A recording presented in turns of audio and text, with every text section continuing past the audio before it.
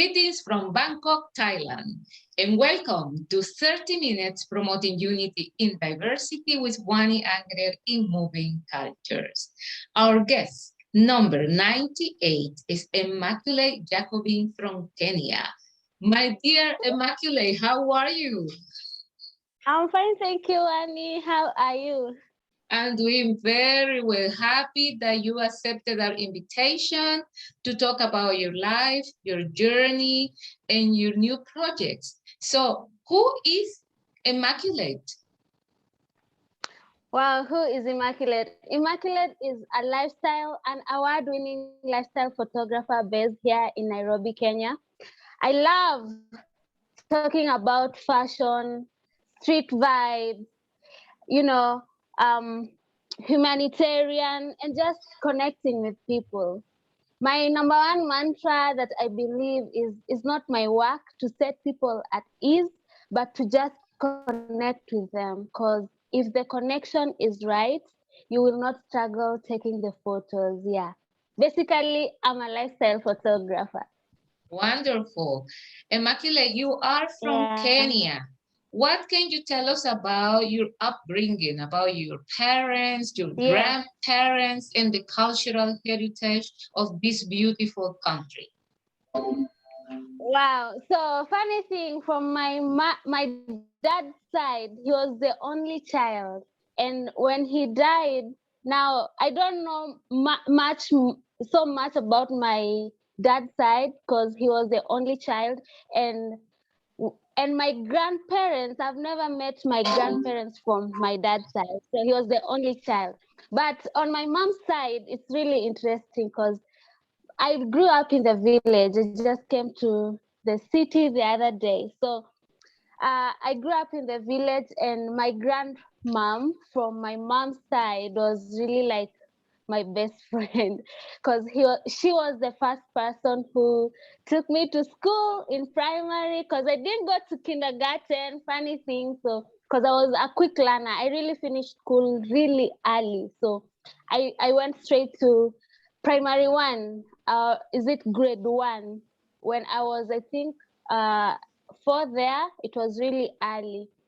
So growing up in the village is really interesting. You are not so much exposed to the new things technologically, but traditionally you are really exposed. Like I grew up in Kitale. The culture in Kitale is farming, so we would farm all kind of things, maize, beans, name it all, cassava, and going to school. Sometimes you just go barefoot because it's in the village, and sometimes in the village you can't wear shoes, and almost the rest of the school are just walking barefoot. But it was really fun. What else that I enjoy about my culture and my parents? I was raised by my mom because my dad really died when we were really young. So yeah, I have so many memories with my mom and my grandmom, which also passed away, but it was an interesting childhood. I don't know if I've answered that question well. Yeah, because it comes from your heart. It's perfect. Immaculate, tell me, Yeah. how was the support from your friends and family members when you decided to go into this career as a lifestyle photographer? Wow. So, growing up, I wanted to be in the media industry, if not a presenter, of which it was to be a presenter. But photography came along the way because photography is so personal to me. My mom thought I would be a pilot. But me personally, from childhood, I really loved seeing the presenters on TV. I really loved this lady called Catherine Kasavuli. So I was like, I want to be like that lady. But when I joined college in school, in between, I in between the units, it was photography. And remember, photography is so personal to me because my mom got mental issues back in 2012. and she burned down almost everything. So I do not have any childhood memories, or even my dad, because my dad was my favorite person in my life. Like, I used to stay with my dad most of the time. So when I saw photography, I was like, why? I should just major in photography then. So from there, I started photography. My family were not happy because they think most of the African, especially here in Kenya, I'll say they don't take photography serious. So it was up to me to prove a point and say, this is a career just like any other career. So I showed them, I keep on working extra harder, like twice, to show them this is the career that I chose, and photography is just a career like any other. So I'm still convincing them, because all the time a conversation will just arise telling me, please go do something better. Do something better. But I just want to hold on to photography, not only for myself or for my family's sake, but to other upcoming generation, to just tell the other people and make the parents understand that photography is not a joke. Immaculate, you have to put your mic on. It's off.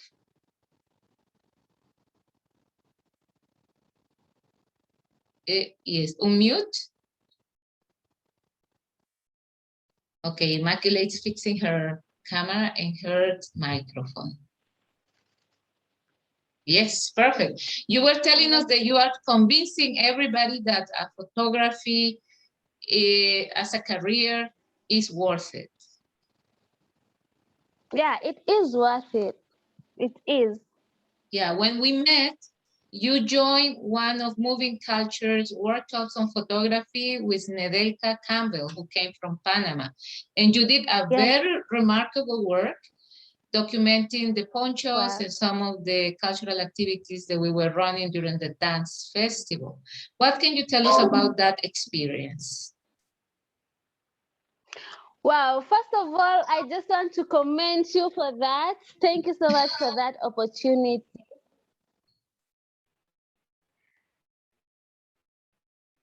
It was when I was actually starting photography. I was just in school, but I was just taking any chance that comes along the way. And Nede was really of help, because she's an expert and she knows how to do all these things. So in that movement, I found a mentor, because from there I was like, yes, there's more female photographers. It was really exciting.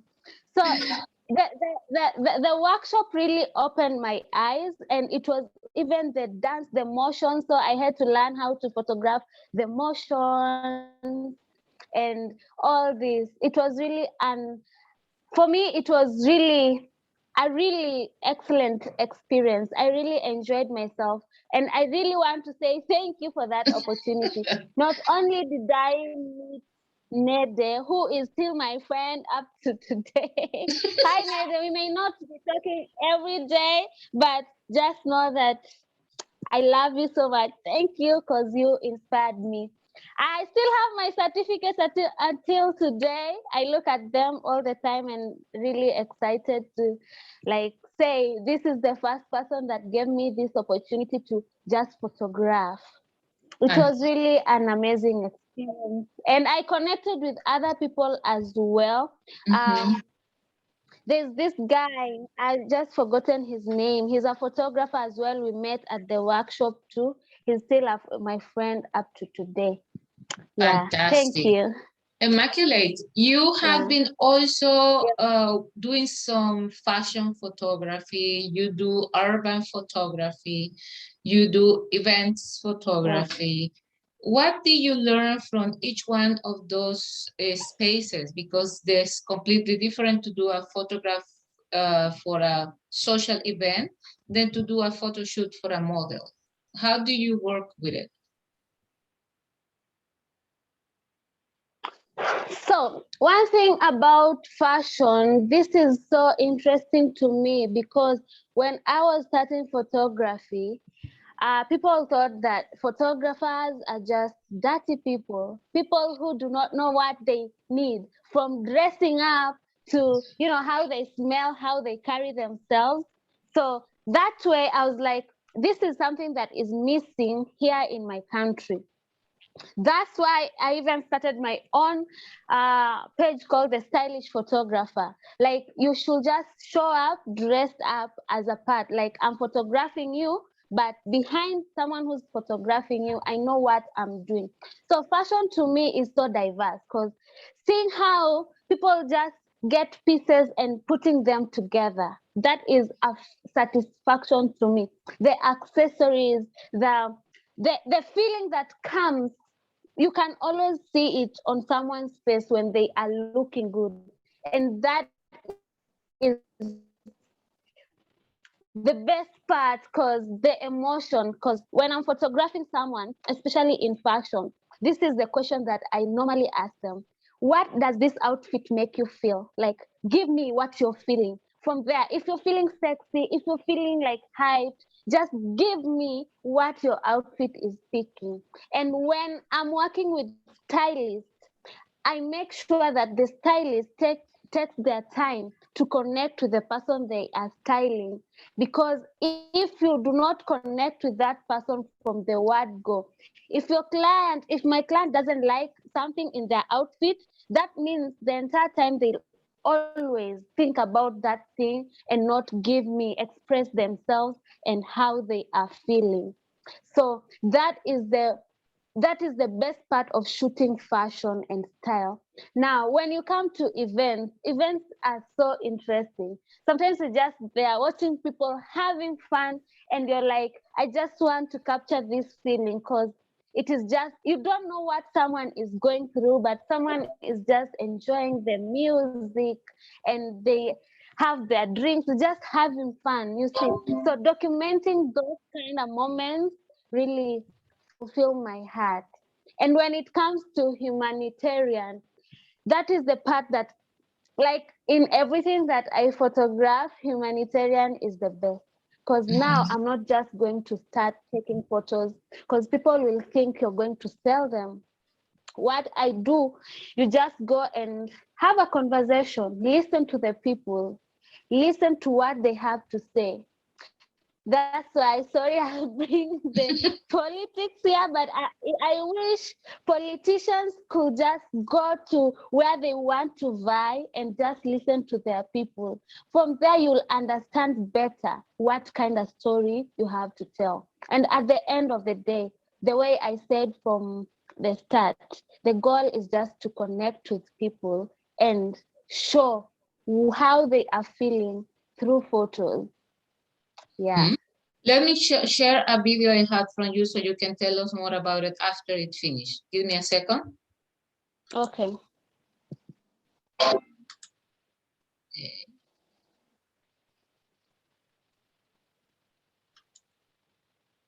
And fast.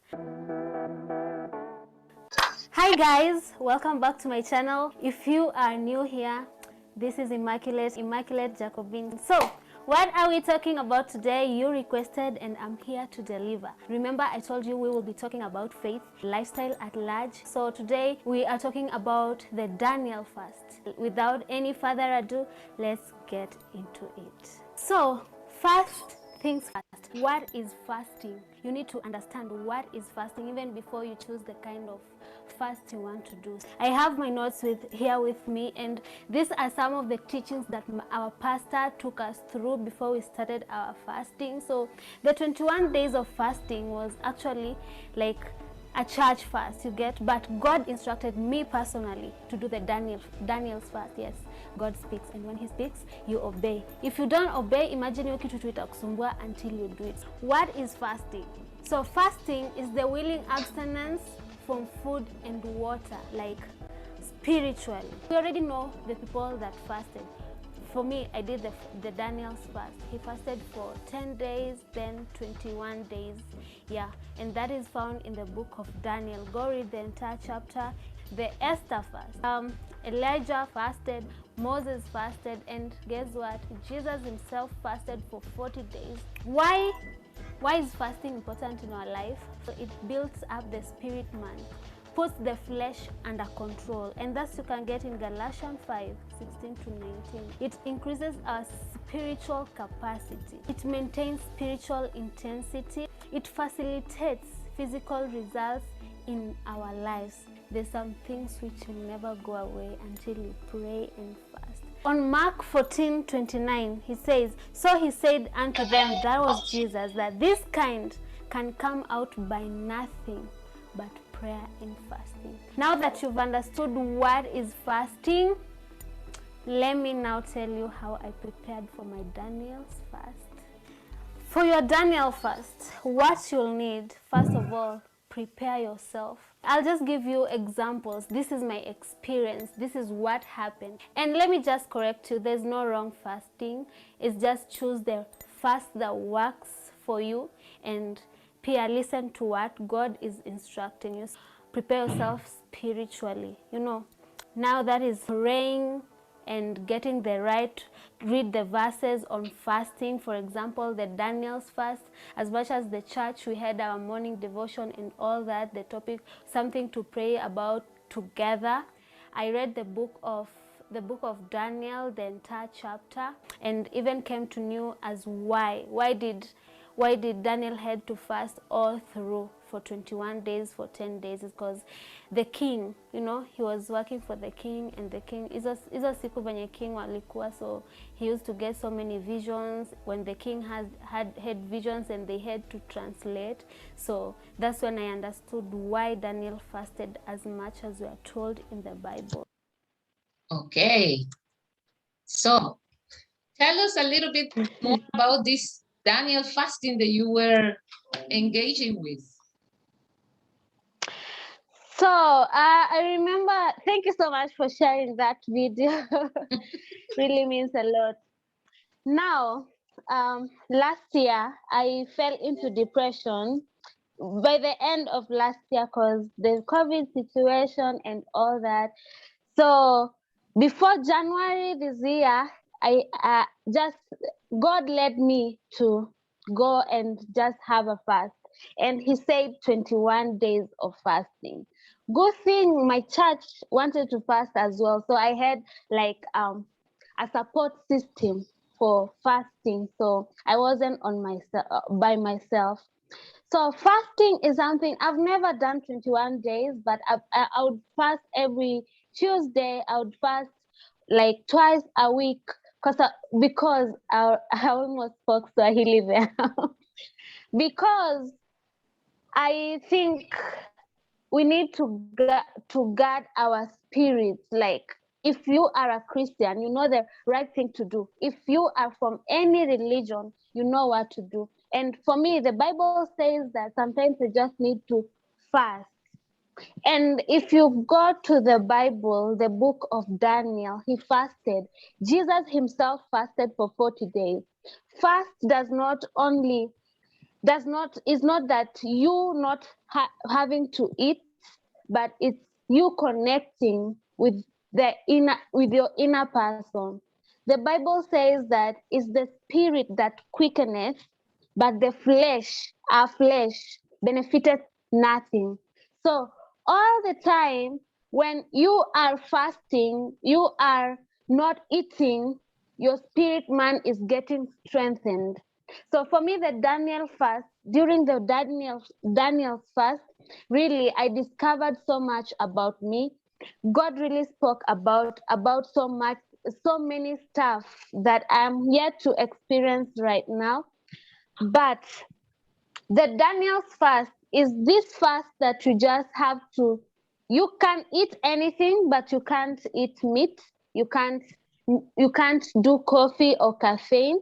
So it's just, it's like you're going for a vegetarian journey, but in a good way to detox both spiritually and physically. That's what I can say. Wow. And finally, preparation is needed.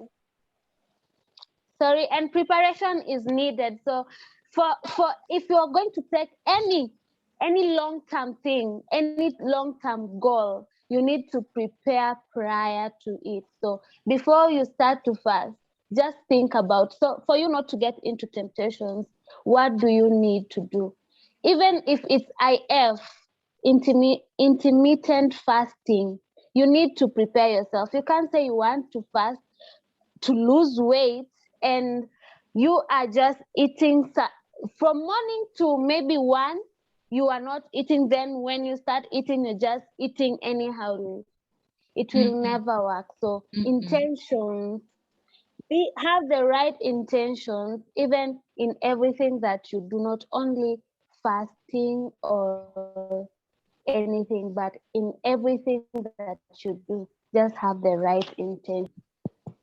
Immaculate, tell me about the situation of women and girls regarding photography work in Kenya. Wow. So women and ladies in photography right now, there are not so many because so many of them get discouraged along the way, because I've gotten so many DMs, people wanting me to mentor them, the ladies, the women asking me to mentor them. I do not have any issue mentoring my fellow ladies. Thing is, some of them really get discouraged really fast because most of the clients, they will go for male photographers other than the female photographers because they think maybe we are weak or we can't deliver as per how they are expecting.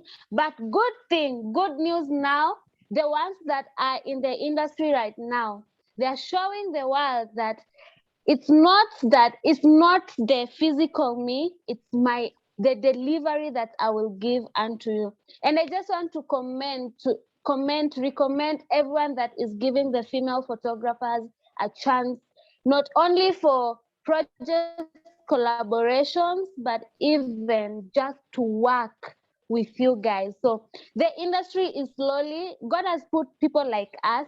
Me, someone held my hand. So for me, I will hold other girls' hands, and just to see the industry growing and creating more opportunities and rooms for us. It's a culture, it has to keep moving. Exactly. Immaculate, do you manage to do a proper living from photography exclusively, or you do other things? For now, exclusively photography for me. I'm just dependent on photography. Because now for me, photography, I told you it is a career for me. So I have to get clients, come up with offers because it's a work, it's a career. I have to do marketing. For now, I do not have a team, but I work with a production house which help me book some jobs. So where I'm not fully into freelancing, but I freelance sometimes. But I work with this production house called Imitations. So they are the ones who help me book some jobs as well. So I'm fully dependent on photography. Yes, photography pays if you do it right. Tell me about diversifying your job. For example, photography, management, marketing, also collaboration. How do you go about being a professional brand and not only a photographer, to be able to really target your own demographics? So first thing, something like photography is a service. People will always buy what they see. So what I'll first of all tell people is create your portfolio. And while creating the portfolio, just do not think about the money, because the money is not in you creating your portfolio, but practicing and more practice and more practice. For me, what helped me to create my portfolio is you guys from the workshop. I created my portfolio. And now, because it's a service, and when you are starting out, you are the photographer, you are the marketing team, you are the HR, and you are your own assistant. Because when the money is not coming in, you do not know who you're going to ask to help you, because everyone you ask will ask for a cut, you see. So what someone needs to do is, first of all, just do research. Thank God for technology. Thank God for YouTube and Google. So there's some apps that been put in place to help you. Like I create my invoices with Canva. I have my own YouTube channel where I can just pass around the information. And when it comes to collaborations, you have to first look for your target market. For example, if it's fashion, I'll go to the social media and see someone who is trendy, who I like their fashion, what I think about their fashion. And for me, I'm thinking Hollywood, I'm thinking international vibes, I'm thinking, the fashion in Tokyo, Japan, here in Kenya, to just diversify and show it to the world. So number one thing I'll do, I'll look for that person, or just look for someone, even if they're not famous, to just create something, because same minds think alike. Yeah, does that word go like that? So I'll just look for someone who resonates with my vision and ask them to work with me, and we come up with a mood board, create one, then we go and shoot. So from that, now we've shot, we see how we will market. In Instagram or Facebook, we can sponsor a post and just see where we want it to fall. Another thing for photography most of the time is word of mouth. So do a good job. I do a good job with Wanny. Wanny will recommend me to her friends. Her friends will recommend me to her friends' friends. So that's basically how it works. Yeah. You are an award winner of a lifestyle contest, photography contest. Tell us more about this experience.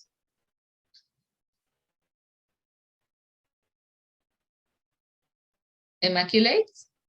I think you are frozen for the moment. Let's see if you come back.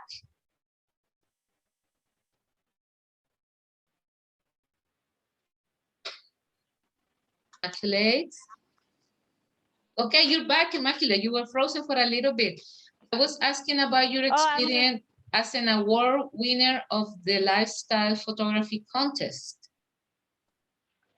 Yeah, so far I've won like 2 and one I was top 10, and the other ones I won. So for the one that I really love the most, I really love all my my awards. So they really tell different story. For like the one that I took, the theme was She Is Number One. We just had to like tell a story about a woman, a lady. And I remember this photo I went to take. I was in Kibera. I went to visit my friends. So I took that photo that won. And that woman was really like, we connected really well, because we ended up spending time with that lady. And that picture won for the Alliance Française She Is Number One contest. And another one that I really love, I took this picture in Diani last year, actually. So that one was for Wikipedia. So the theme was keep we move, or something. It's just something to do with movements. So I took that photo, and it was just this guy riding on his bicycle, going, I think he was going to deliver something. And let me tell you, awards really motivate someone to know that they are doing the right thing. So to everyone that brings up the awards idea to just award photographers, thank you so much, because it really motivates you and makes you know that whatever you are doing is not in vain. Keep doing and keep moving and keep working. Yeah. Thank you so much. We already reached the 30-minute conversation with Immaculate Jacobin from Kenya, and we are so happy to hear about everything she has been doing lately in inspiring the new generations and other women around the world. Thank you so much, Immaculate, for promoting unity and diversity. Yeah. And see you soon. Asante sana and kwaheri. Kwaheri, thank you so much, Wanny. Thank you. Good job that you are doing. God bless you. Thank you. Bye-bye, Immaculate. Bye.